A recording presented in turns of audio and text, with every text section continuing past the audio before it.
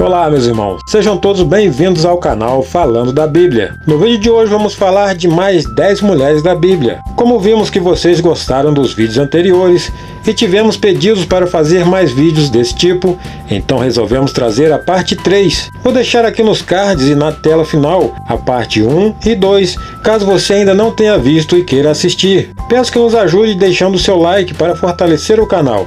Inscreva-se e ative o sininho das notificações para não perder nenhum vídeo novo que aqui estaremos postando. E sendo assim, vamos ao vídeo.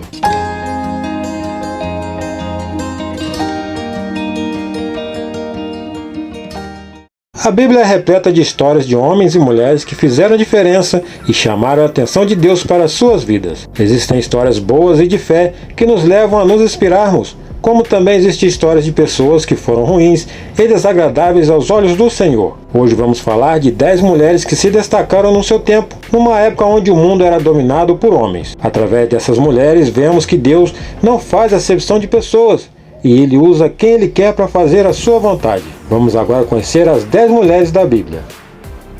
Primeira, Quetura. O nome Quetura significa incenso e fragrância, mas também podemos entender através de outras acepções o significado do seu nome como perfume ou odor agradável. Quetura não é um nome muito conhecido ou visto na Bíblia. Poucos conhecem a sua história, mas Quetura foi a segunda esposa ou concubina de Abraão e teve outros filhos dele, um período após a morte de Sara. Apesar de sua aparição na história de Abraão ser discreta, Quetura também participou de sua genealogia. Através de Quetura, a descendência de Abraão se engrandeceu. Os filhos dela formaram alguns dos povos do Oriente. Quetura concebeu 6 filhos de Abraão: Zinrã, Joquissã, Medã, Midian, Gisbaque e Suã. Os filhos de Quetura foram representados pelas tribos árabes que viveram ao sul e ao leste da Palestina. Dentre os filhos de Quetura com Abraão, o que mais chamou a atenção foi Midian, que um pouco mais à frente ajudou e ofereceu abrigo a Moisés após ele ter saído fugido do Egito. Como falei anteriormente, Quetura não teve muito destaque nas passagens bíblicas, mas vemos que ela teve um papel fundamental na história e na vida de Abraão. Quetura sempre esteve ao lado de Abraão e cuidou dele até a sua morte. Através dela, uma parte da descendência de Abraão pôde crescer, assim como Deus havia dito que a descendência de Abraão seria grande e numerosa. Quetura não teve o mesmo papel importante que Sara teve na vida de Abraão, mas ela foi fundamental ao seu lado, sendo sua ajudadora, e não deixou de ser honrada por Deus e por Abraão, ainda que sendo sua concubina. Aprendemos com a história de Quetura que Deus honra e dá a bênção a quem Ele quer e no momento em que Ele quer.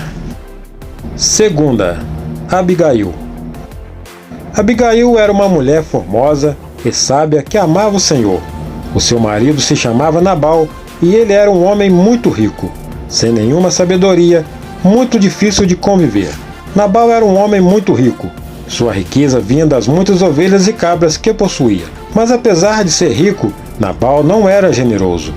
Abigail foi uma mulher de Deus que salvou sua família. Após a morte de Samuel, todo o povo de Israel lamentou. Samuel foi sepultado na sua casa em Ramá. Depois disso, Davi saiu rumo ao deserto de Parã. Lá estava Nabal, homem que tinha muitas posses no Carmelo e era muito poderoso. Ele tinha 3.000 ovelhas e 1.000 cabras e estava tosqueando as suas ovelhas no Carmelo. Quando Davi avistou Nabal, enviou 10 moços e disse a eles para subirem ao Carmelo e perguntarem como ele estava, e expressar a ele votos de paz. Assim fizeram, e após falarem com Nabal em nome de Davi, se calaram. Nabal acabou tratando Davi de forma grosseira, e se recusou a dar presente aos homens de Davi no tempo da tosquia das ovelhas. Quando Davi recebeu a resposta, ele ficou tão revoltado que prometeu se vingar de Nabal. Ele juntou seus homens para matar todos os homens da casa de Nabal. Abigail percebeu o mal que seu esposo fez e que isso podia custar-lhes a vida. Então Abigail preparou alguns suprimentos como pães, vinho, ovelhas, trigo, passas e figos, e entregou a Davi e seus homens. De forma muito prudente e com cautela, Abigail soube mudar aquela situação. ela controlou a ira de Davi e salvou a vida de Nabal. Davi ficou muito feliz por não precisar matar Nabal e agradeceu a Deus por Abigail ir em sua direção. No dia seguinte, Abigail contou a Nabal o que havia ocorrido. Então, aterrorizado, ele sofreu um ataque quando compreendeu que escapou da morte por pouco. Esse ataque o deixou paralisado como uma pedra. Entretanto, passando-se quase 10 dias, o Senhor feriu a Nabal e ele veio a morrer. Davi, logo que soube da morte de Nabal, agradeceu a Deus por ele não ter se vingado e tirado a vida dele naquele momento. Davi, então, ao saber que Abigail estava viúva, enviou-lhe uma mensagem pedindo para ela ser sua esposa. Ela aceitou e foi ter com ele, tornando-se sua mulher. Abigail foi um exemplo de mulher apaziguadora e humilde, que soube agir de acordo com a vontade do Senhor e não com insensatez, como Nabal. Maria de Betânia. Maria, irmã de Marta, ou Maria de Betânia, é uma personagem do Novo Testamento que aparece no episódio conhecido como Jesus na casa de Marta e Maria, relatado em Lucas. Ela é irmã de Marta e de Lázaro. Maria morava junto com seus irmãos, Marta e Lázaro, em Betânia, um povoado perto de Jerusalém. Quando Jesus ia para Jerusalém, ele às vezes passava por Betânia e visitava as irmãs de Lázaro. Elas eram mais que seguidoras de Jesus, eram suas amigas. Certo dia, Marta e Maria receberam a visita de Jesus em sua casa. Enquanto Marta estava cuidando dos afazeres domésticos, Maria ficava sentada aos pés de Jesus, ouvindo seu ensino. Marta ficou irritada com Maria e repreendeu Jesus. Ela queria a ajuda da irmã com o trabalho, mas Jesus não fez Maria ajudar sua irmã. Ele explicou a Marta que não era necessário ficar preocupado com tantas coisas, e se agradou de Maria ter ficado ali ouvindo suas palavras e dando importância ao que verdadeiramente importava naquele momento. Maria tinha feito boa escolha ao dar prioridade a Jesus. Era muito mais importante ouvir o ensino de Jesus que tomar conta das coisas da casa. Vemos também outra cena em que Maria de Betânia aparece, no capítulo 11 de João, onde há o relato da morte do seu irmão Lázaro.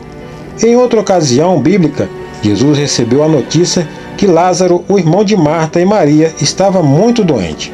Elas chamaram Jesus para curar seu irmão, mas ele não foi. Somente alguns dias depois, quando Lázaro já estava morto, Jesus foi para Betânia. Marta e Maria, chorando, disseram a Jesus que se ele tivesse chegado a tempo, seu irmão não teria morrido. Elas então levaram Jesus ao túmulo. Ali Jesus chorou. Então ele orou e mandou Lázaro sair do túmulo. E Lázaro assim ressuscitou. Outra parte em que vemos a história de Maria na Bíblia foi antes da entrada triunfal de Jesus em Jerusalém, na última semana de sua vida. Jesus foi jantar com Marta, Maria e Lázaro. Enquanto Marta servia a mesa, Maria pegou um jarro de perfume muito caro e o derramou sobre os pés de Jesus. Depois ela enxugou os pés dele com seu cabelo. Fizeram-lhe, pois, ali uma ceia, e Marta servia, e Lázaro era um dos que estavam à mesa com ele. Então Maria, tomando um arratel de unguento de nardo puro, de muito preço, ungiu os pés de Jesus, enxugou-lhe os pés com seus cabelos, e encheu-se a casa do cheiro do unguento. João 12, versículo 2 e 3. Judas ficou escandalizado com o desperdício de algo tão caro, mas Jesus defendeu Maria. Ele disse que aquele seria o simbolismo de que iria acontecer após a sua morte. Aprendemos com Maria de Betânia que devemos sempre dar valor às coisas de Deus, pois isso é o que verdadeiramente importa. Ouvir a voz de Deus é muito mais importante do que se preocupar com as coisas vãs do dia a dia. Aprendemos também que a fé faz milagres acontecer, como quando ela e sua irmã tiveram fé que seu irmão ressuscitaria. Quarta, Lia. Lia é uma das matriarcas da Bíblia, filha de Labão, sobrinha de Rebeca e irmã de Raquel. Foi a primeira esposa de Jacó. No capítulo 29 de Gênesis, versículos 16 e 17, diz que e Labão tinha 2 filhas. O nome da mais velha era Lia, e o nome da menor, Raquel. Lia tinha olhos tenros, mas Raquel era de formoso semblante e formosa vista. Pode-se entender que Lia tinha os olhos tristes por muitos acontecimentos de sua vida, porém eram olhos meigos. Já sua irmã era bela aos olhos dos homens, diferentemente dela. Jacó logo de cara se apaixonou por Raquel e só tinha olhos para ela. O amor de Jacó era tão grande por Raquel que se prontificou a trabalhar de graça por Raquel por 7 anos a seu tio Labão. E assim foi feito. Ao acabarem os 7 anos, chegou o dia do casamento de Jacó com Raquel. Porém, na cerimônia, Labão enganou Jacó, trocando as noivas. Jacó se casou com a noiva toda coberta por panos e só percebeu na manhã seguinte que Lia havia sido entregue no lugar de Raquel. Jacó, revoltado, foi na manhã seguinte reclamar com Labão do que havia acontecido e ouviu dele que a primogênita deveria casar-se primeiro, antes da mais nova, em nome da tradição local. Os dois entraram em um acordo e Jacó continuou casado com Lia. Porém, na semana seguinte, se casou também com Raquel, em troca de mais 7 anos de trabalho nas terras de Labão. Mesmo Lia sendo gentil e meiga, Jacó ainda assim a desprezava. Deus, vendo que Lia era desprezada por Jacó, abriu então seu ventre, e ela pôde gerar filhos. Já sua irmã não. Lia foi mãe de 7 dos filhos de Jacó, mãe de 6 das 12 tribos de Israel. 6 filhos homens: Rúben, Simeão, Levi, Judá, Issacar e Zebulon, e uma filha, Diná. Lia é citada no livro de Ruth como uma das edificadoras da casa de Israel. Lia, tendo gerado filhos, fez com que sua irmã Raquel a invejasse, tendo assim uma disputa por filhos a Jacó entre as duas irmãs. Deus favoreceu Lia com a maternidade, concebendo 4 filhos antes da sua irmã Raquel. São eles Rúben, Simeão, Levi e Judá. Raquel, com tanta inveja e desejo de que sua descendência com Jacó fosse grande, ofereceu sua serva Bila a Jacó, para que ele tivesse filhos com ela, já que ela não conseguia engravidar. Assim então nasceu Dan e Naftali. Lia, não ficando por baixo, ofereceu sua criada Zilpa como 4ª esposa ou concubina de Jacó. Jacó coabitou com ela e concebeu 2 filhos, Gade e Azer. A cada filho que Lia tinha, ela demonstrava seus sentimentos através dos nomes deles. Rúben: porque o Senhor atendeu a minha aflição, por isso agora me amará o meu marido. Simeão: porquanto o Senhor ouviu que eu era desprezada, e deu-me também este. Levi: agora esta vez se unirá meu marido a mim, porque 3 filhos lhe tenho dado. Judá: desta vez louvarei ao Senhor. Gade: filho da sua serva Zilpa, afortunada. Azer: filho da sua serva Zilpa, para a minha ventura, porque as filhas me terão por bem-aventurada. Issacar: Deus me tem dado o meu galardão, pois tenho dado minha serva ao meu marido. Zebulon: Deus me deu uma boa dádiva, desta vez morará o meu marido comigo, porque lhe tenho dado 6 filhos. Além dos 6 filhos homens, Lia deu a Jacó uma filha mulher, chamada Diná. Lia, apesar de muito sofrida e desprezada por Jacó, seu marido, sempre teve confiança em Deus e foi escolhida por ele para ser a mãe de grandes tribos, vindo através de sua semente, Judá, nosso Senhor Jesus Cristo. Lia veio a falecer antes de Jacó e foi enterrada numa gruta, que estava no campo de Efron, na caverna do campo de Macpela, em Canaã, campo que Abraão comprou de Efron e habita como propriedade para a sepultura de sua família. Nesse local foram enterrados, além de Jacó, Abraão e sua esposa Sara, Isaque e sua esposa Rebeca. Jacó faleceu no Egito, mas foi sepultado no mesmo túmulo onde se encontra Lia. 5ª, Raquel. Não podemos falar de Lia sem citar Raquel, sua irmã. Raquel era filha de Labão, sobrinha de Rebeca, irmã mais nova de Lia, prima e esposa predileta de Jacó e mãe de José e Benjamim. O seu nome não tem origem hebraica, cujo significado é rosa amorosa. A Bíblia descreve Raquel como uma mulher muito formosa. O primeiro encontro entre Jacó e Raquel foi próximo a um poço.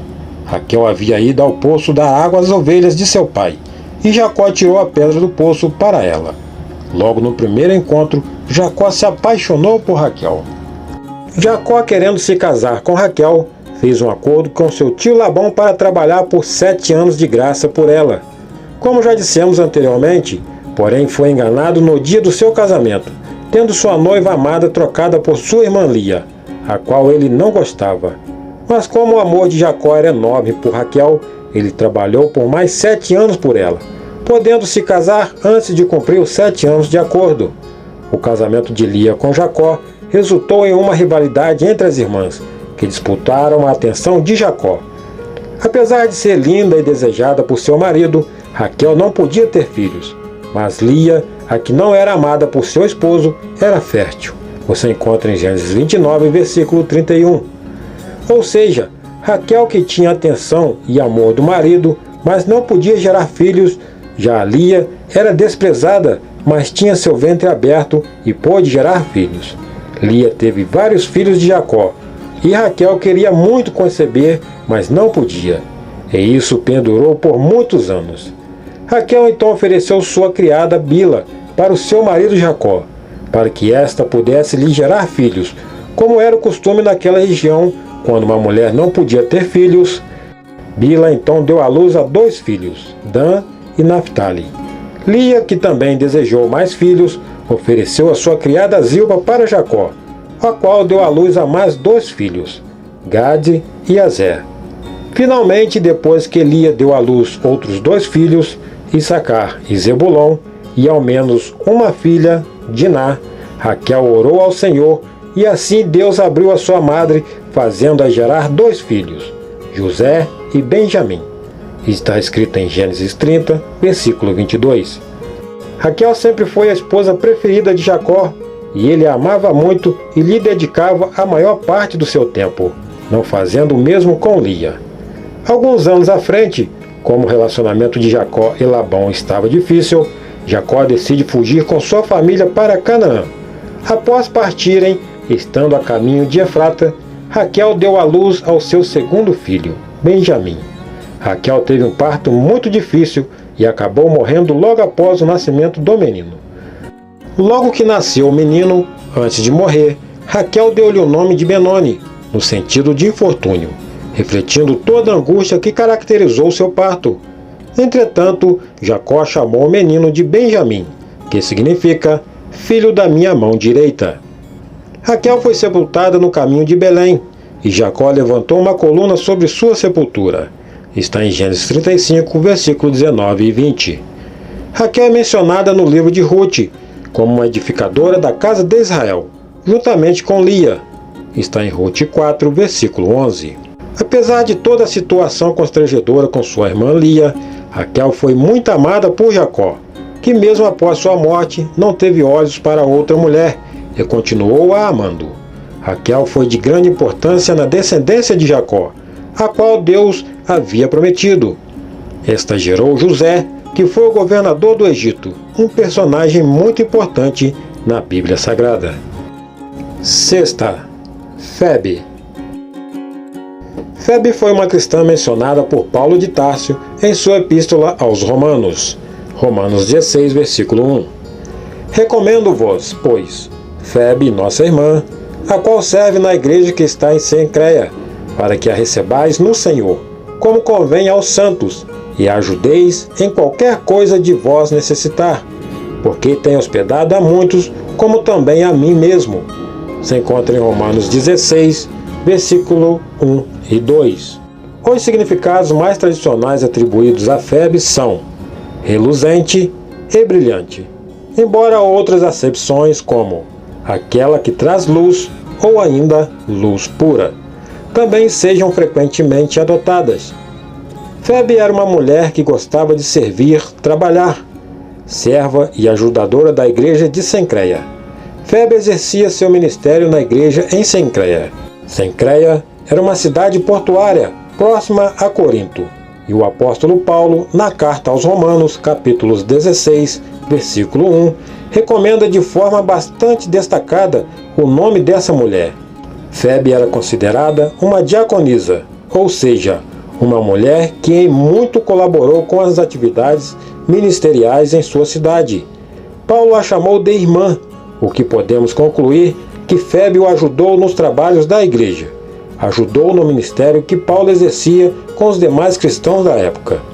Apesar de grande importância na Bíblia, vemos seu nome citado apenas nessa passagem de Romanos 16, versículo 1. Alguns estudiosos acreditam que Febe foi a responsável por entregar a epístola aos romanos para os membros da comunidade em Roma. Febe deu abrigo e ajudou Paulo de Társio em sua caminhada ministerial. Não só ele, como provavelmente outro cristão. Vemos aí um grande exemplo de cristã para seguirmos nos dias de hoje. 7. Tamar. Tamar é uma personagem do Antigo Testamento da Bíblia, mencionada como nora de Judá, filho de Jacó. Judá era o quarto filho de Jacó do povo de Israel, e havia deixado então seu pai e irmãos e se casado com uma mulher cananeia chamada Shuá. Quando seu filho mais velho, se tornou moço, Judá e Shuá encontraram uma esposa chamada Tamar para ele. No entanto, de acordo com a Bíblia, era mau aos olhos do Senhor. Por isso Deus tirou a sua vida, fazendo de Tamar uma viúva. Ela foi então dada como esposa de Onã, irmão de o qual também era perverso e se recusava a dar filhos a Tamar. Sendo assim, Deus também o fez vir à morte, e Tamar continuou sendo uma viúva e sem filhos. Judá se recusou a dar outros seus filhos a Tamar em casamento, dizendo: permaneça uma viúva na casa de seu pai, até que meu filho Selá cresça. Temo que ele também morra, como seus irmãos. A intenção de Judá não era dar seus filhos a Tamar, com medo que por causa dele, eles morressem também como e Onã. Quando Tamar viu que Judá não queria e não iria cumprir sua promessa de dar-lhe outro filho como esposo, ela decidiu colocar seu plano em prática, para não ficar sozinha e sem proteção alguma de alguém, ou até mesmo numa posição fragilizada perante a sociedade da época. Então, após a morte da mulher de Judá, ela resolveu ir a Tima, um local onde estava ocorrendo a tosquia das ovelhas. Tamar então trocou suas roupas de viúva e se disfarçou de prostituta e se oferecendo a Judá. E ele não a reconheceu. Logo depois de se deitar com seu sogro Judá, Tamar engravidou.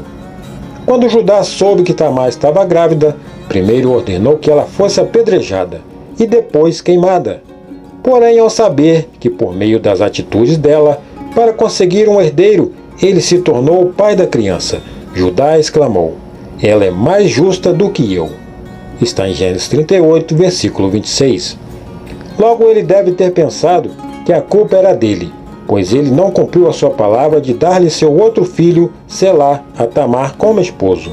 Judá assim reconheceu seu erro e pecado. Tamar deu à luz a gêmeos. Um deles, durante o parto, estendeu a mão para a parteira, que nela amarrou uma fita vermelha com os seguintes dizeres: este nasceu primeiro. Porém a criança rapidamente encolheu a mão de volta, e foi seu irmão que nasceu primeiro. Deram-lhe o nome de Pérez. Zerá, com a fita na mão, veio em seguida. Os gêmeos tornaram-se dedicados e corajosos como o pai. Foi da linhagem de Pérez que nasceu o rei Davi e mais tarde Jesus Cristo, o Messias. Foi então que Tamar passou a ser incluída na genealogia de Jesus, assim como Raabe e Ruth, e deixou de ser aquela viúva triste e desamparada. 8. Dorcas.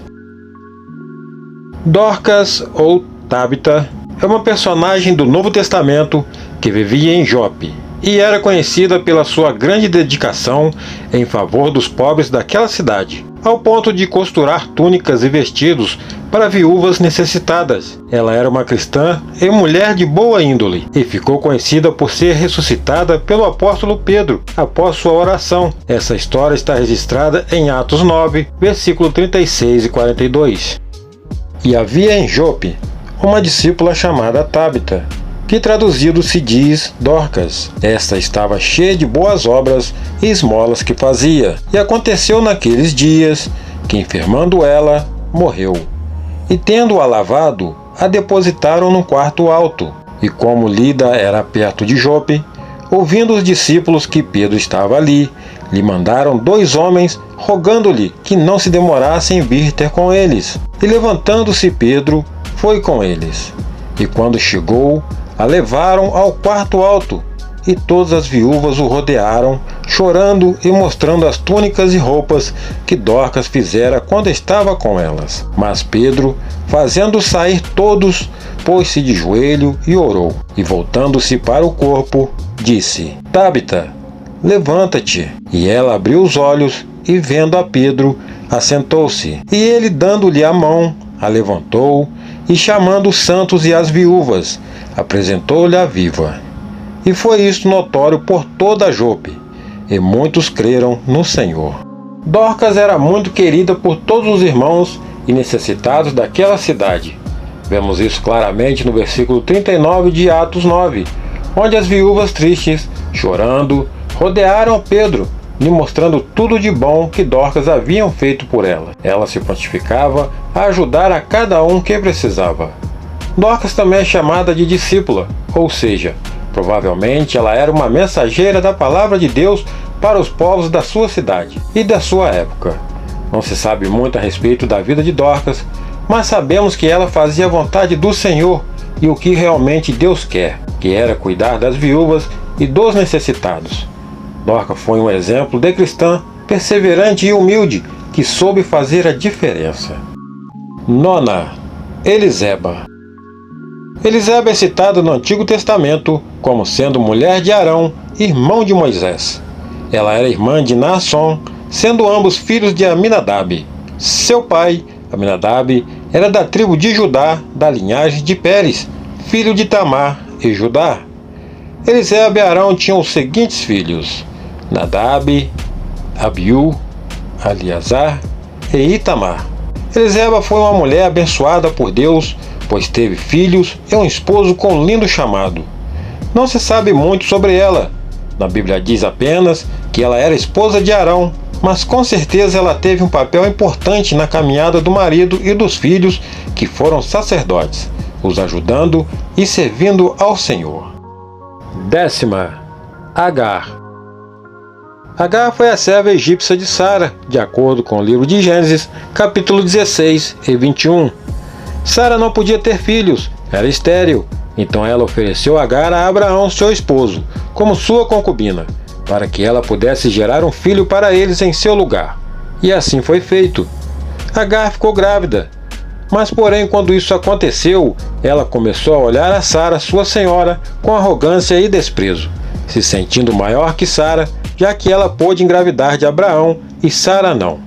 Então Sara se queixou com Abraão, e ela começou a tratar a sua serva muito mal, a ponto de Agar precisar fugir de sua presença.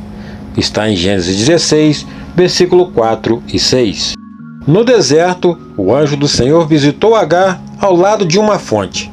Ele disse para voltar à casa de Abraão. O anjo também lhe falou que ela teria uma descendência muito numerosa. Está em Gênesis 16, versículos 7 e 13. Ao regressar para junto de Sara, Agar finalmente deu à luz a Ismael. Abraão tinha 86 anos de idade quando Ismael nasceu. Depois de um tempo, cumprindo-se a promessa do Senhor, Sara engravidou e deu à luz a Isaque.